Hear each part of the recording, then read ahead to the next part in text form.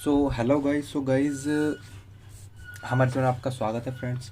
तो फ्रेंड्स आपको मैं बता दूं, यदि आप क्लास 10th की 2022 के लिए तैयारी कर रहे हैं तो फ्रेंड्स आप बिल्कुल सही जगह पर आए हैं, क्योंकि हम जो है आपको 90 प्लस सिक्योर गारंटी के साथ कह सकते हैं, हम आपको अच्छे से सिक्योर कराएंगे फ्रेंड्स।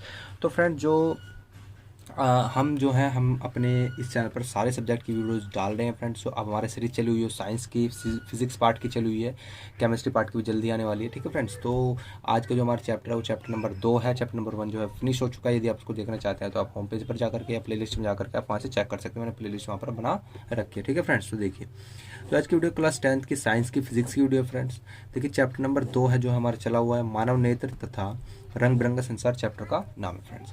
हैज़ 34 जो है आज की वीडियो है फ्रेंड्स, अच्छे से ध्यान से देखिएगा। ठीक है, आज हम क्या कवर करने वाले हैं? आज हम कवर करने वाले हैं वायुमंडलीय अपवर्तन और टिंडल प्रभाव। देखिए वायुमंडलीय अपवर्तन क्या होता है और टिंडल प्रभाव क्या है, ये भी इंपॉर्टेंट क्वेश्चन है। मान ये 60-70% जो है हर प्रत्येक ईयर जो है पूछा जाता है। ठीक है, अच्छा क्वेश्चन है, आता है। और फ्रेंड्स मैं आपको बता दूं, ये ही आपके लिए नोट्स के लिए काम करेंगे। मैं लास्ट में जो है इनको छोटा कर दूंगा, आप सबके एक साथ स्क्रीनशॉट ले लीजिएगा और इनसे ही अच्छे से याद कर लीजिएगा। अब सिर्फ मैं आपको यहाँ पर समझा रहा हूँ कि कैसे क्या क्या होता है। ठीक है, अब देखिए, आपने यहाँ पर देखिए, आपने संभवतः कभी आग या भट्टी अथवा किसी ऊष्मीय विकिरक के ऊपर उठती गर्म वायु के प्रवाह में धूल के कणों की आभासी अनियमित अस्थिर गति अथवा झिलमिलाहट देखी होगी। फ्रेंड्स ये क्या कर रहा है, देखिए जब भी आप सर्दी के मौसम में या गर्मी के मौसम में जो है तपते हैं तो उसके ऊपर आपको जो है वायु की गर्म गर्म हवा दिखती होगी फ्रेंड्स, बिल्कुल लहरती हुई आपने देखी होगी फ्रेंड्स, जरूर देखी होगी। ठीक है, तो क्या कहता है, देखिए आग के तुरंत ऊपर की वायु अपने ऊपर की वायु की तुलना में अधिक गर्म हो जाती है। फ्रेंड्स ये क्या कर रहा है, देखिए मैं आपको चित्र के माध्यम से यहाँ पर आपको समझाना चाहूँगा। एक सेकंड में यहाँ पर आपको समझा देता हूँ चित्र से करके।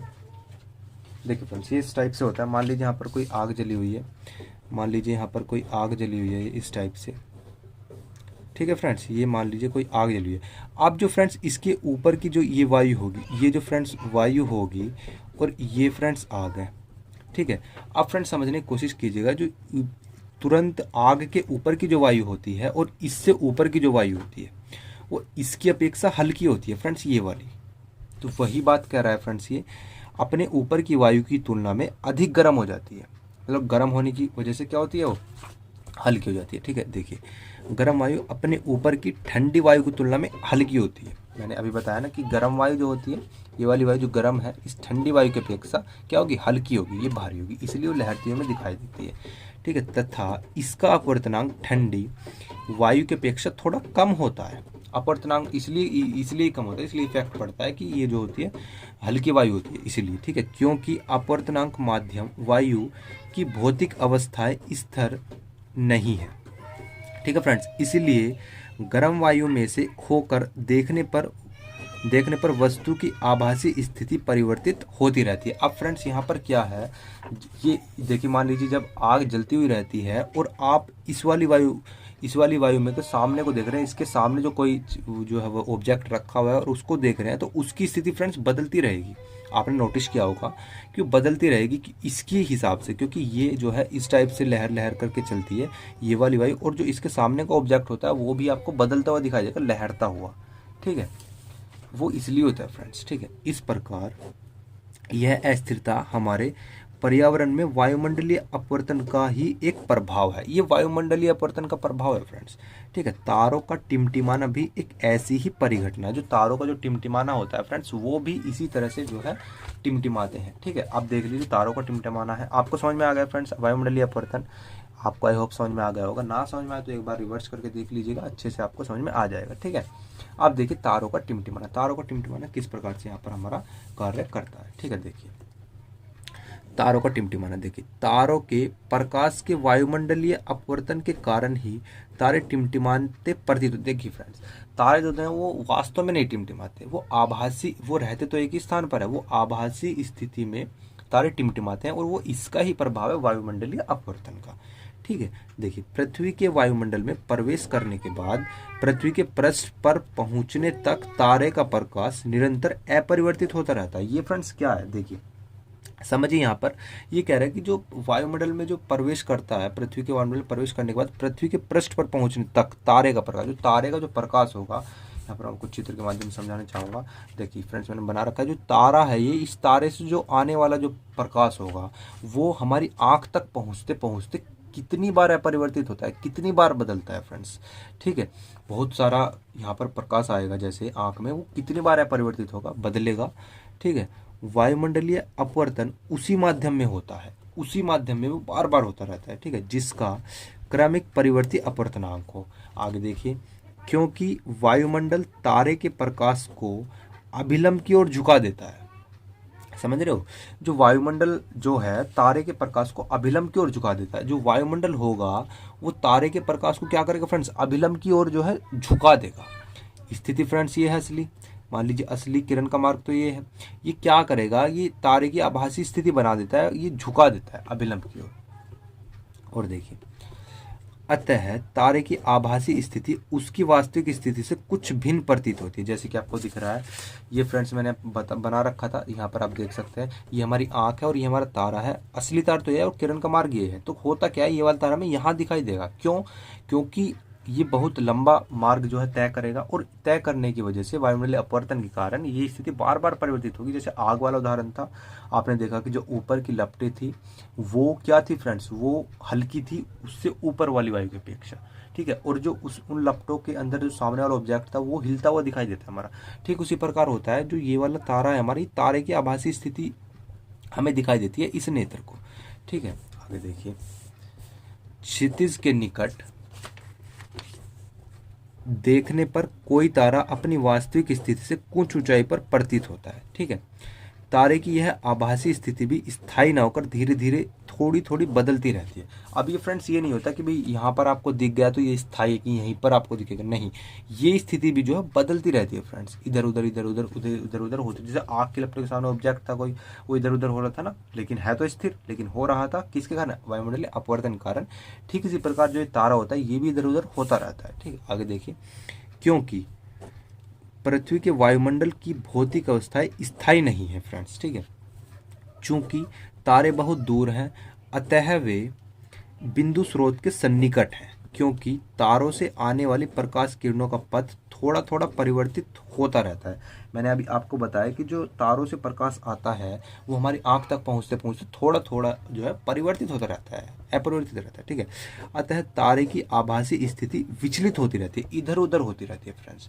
इसी कारण तथा आंखों में प्रवेश करने वाले, ये देखिए मैंने यहाँ पर लिखा हुआ है, तारों के प्रकाश की मात्रा झिलमिलाती रहती है। अब जब जो यहाँ से तारे से जो प्रकाश आएगा हमारी आँख के अंदर, वो वायुमंडलीय अपवर्तन के कारण इधर उधर होती रहेगी, ये तारा इधर उधर आभासी स्थिति में हमें दिखता रहेगा। तो ये झिलमिलाहट इसी कारण दिखती है आँख को कि इधर उधर जो है फ्रेंड्स होता रहता है। ठीक है, आगे देखिए, जिसके कारण कोई तारा कभी चमकीला प्रतीत होता है तो कभी धुंधला, जो कि टिमटिमाहट का प्रभाव है। इसके कारण क्या होता है फ्रेंड्स, कभी कभी तो आपको दिखेगा कि तारा जो है धुंधला है, कभी जो चमकीला है, और इससे हमें लगता है कि जो तारा है वो टिमटिमा रहा है, लेकिन वो वास्तव में टिमटिमाता हुआ नहीं होता है। ठीक है, जैसे वो जो तारा है, तारे से जो प्रकाश आता है हमारी आँख तक, वो जैसे जैसे आएगा वो अपवर्तनांक उसका बढ़ता चला जाता है। ये ना नीचे की तरफ आएगा तो बढ़ता हुआ अपवर्तनांक होता जाएगा। ठीक है, अब देखिए ग्रह क्यों नहीं टिमटिमाते। अब फ्रेंड्स एक क्वेश्चन हमारा जो है आ जाता है, क्वेश्चन के अंदर पूछ रहता है कि भाई जो ग्रह होते हैं वो क्यों नहीं टिमटिमाते। इसको भी हम जो है कवर कर लेते हैं। देखिए, ग्रह तारों की अपेक्षा पृथ्वी के बहुत पास है। जो ग्रह होते हैं वो भी तो टिमटिमाने चाहिए, लेकिन वो नहीं टिमटिमाते। वो किस लिए नहीं टिमटिमाते, क्योंकि ग्रह जो है वो तारों की अपेक्षा पृथ्वी के बहुत पास है, और इसलिए उन्हें विस्तृत स्रोत की भांति माना जा सकता है। यदि हम ग्रह को बिंदु साइज के अनेक प्रकाश स्रोतों का संग्रह मान ले, तो सभी बिंदु साइज के प्रकाश स्रोतों से हमारे नेत्रों में प्रवेश करने वाले प्रकाश की मात्रा में कुल परिवर्तन का औसत मान क्या होगा फ्रेंड्स, शून्य होगा। ये फ्रेंड्स इसलिए नहीं टिमटिमाते हुए दिखाई देते क्योंकि ये जो हमारे ग्रह हैं, प्लैनेट हैं, वो हमारी अर्थ के बिल्कुल निकट हैं, बिल्कुल पास हैं। और तारे जो होते हैं वो बहुत दूर होते हैं, उनका साइज भी बहुत बड़ा होता है लेकिन वो बहुत दूर होते हैं, इसलिए हमें छोटे दिखाई देते हैं। और बहुत दूर की वजह से जैसे जैसे आते हैं उनका अपवर्तनांक बढ़ेगा और वायुमंडलीय अपवर्तन कारण जो है अपनी स्थिति को बदलते रहेंगे, परिवर्तित होती रहेगी उसकी स्थिति। इसीलिए जो है तारे जो है वो टिमटिमाते हुए हमें दिखाई देते हैं। ठीक है, आगे देखिए, इसी कारण टिमटिमाने का प्रभाव निष्प्रभावित हो जाता है। जो ग्रह के अंदर पास अधिक होने के बाद निकट होने के कारण जो उसका प्रभाव टिमटिमाने का क्या हो जाए, निष्प्रभावित हो जाता है। अब एक फ्रेंड से ये तो हो गया कवर वायुमंडलीय अपवर्तन। अब हम टिंडल प्रभाव पढ़ते हैं फ्रेंड्स। टिंडल प्रभाव क्या होता है इसको भी कवर कर लेते हैं, जो फिर जो है ये चैप्टर हमारा फिनिश जल्दी हो जाएगा। ठीक है, देखिए, पृथ्वी का वायुमंडल सूक्ष्म कणों का एक विषमांगी मिश्रण है। आप जानते हैं जो पृथ्वी का जो वायुमंडल है वो क्या है, वो एक विषमांगी मिश्रण है। विषमांगी मिश्रण का मतलब है मेरा, उसके अंदर धुआं है, जल की सूक्ष्म बूंदें हैं, निलंबित कण हैं, बहुत सारी चीजें हैं। इन कणों में धुआं, जल की सूक्ष्म बूंदें, धूल के निलंबित कण तथा वायु के अणु सम्मिलित होते हैं। जो विषमांगी मिश्रण इसी तो कहते हैं फ्रेंड्स, अलग अलग चीजें का होना विषमांगी मिश्रण कहलाता है। आगे देखिए, जब कोई प्रकाश किरण पुंज ऐसे महीन कणों से टकराता है, जब कोई प्रकाश आएगा उन महीन कणों से टकराता है तो क्या होता है, तो उस किरण पुंज का मार्ग दिखाई देने लगता है। अभी जैसे आपने पीछे पढ़ा प्रकीर्णन में, उसमें क्या होता है कि प्रकाश जो धूल के कण से टकराता है वो फैल जाता है, इसलिए हमें वो दिखाई देता है। ठीक है, इन कणों से विस्तारित प्रकाश परावर्तित होकर हमारे पास तक पहुंचता है। कोलाइडी कणों द्वारा प्रकाश के प्रकीर्णन की परिघटना टिंडल प्रभाव उत्पन्न करती है। अब फ्रेंड्स देखिए, प्रकीर्णन और टिंडल प्रभाव में ज़्यादा अधिक परिवर्तन नहीं है, डिफरेंस नहीं है, बस इतना डिफरेंस है कि जो ये कण होते हैं विस्तारित प्रकाश जो होते हैं परावर्तित होकर के हमारे आंख तक पहुंच जाते हैं। और जो कोलाइडी कण जो होते हैं उनके द्वारा प्रकाश के प्रकीर्णन की जो परिघटना होती है, कोलाइडी कण जो होते हैं उनके द्वारा जो परिघटना होती है वो क्या करती है, टिंडल प्रभाव जो फ्रेंड्स है वो उत्पन्न करती है फ्रेंड्स। ठीक है, तो टिंडल प्रभाव आपको जो समझ में आ गया होगा। ठीक है, तो फ्रेंड्स मैं एक काम करता हूँ, इनका छोटा कर देता हूँ, आप इनका जो है स्क्रीनशॉट ले लीजिए। ठीक है, हम एक सेकंड में इनको कर देता हूँ छोटा। ये देखिए, मैं इनको छोटा कर देता हूँ, आप स्क्रीनशॉट ले लीजिएगा और इनसे ही आप याद कीजिएगा, डेफिनेटली आपको अच्छे समझ में आ जाएगा। ठीक है, समझ में तो आपको आ गया होगा। देखिए, ले लीजिए आप स्क्रीनशॉट, एक सेकंड और छोटा कर देता हूँ। ये फ्रेंड्स ये देखिए, स्क्रीनशॉट ले लीजिएगा।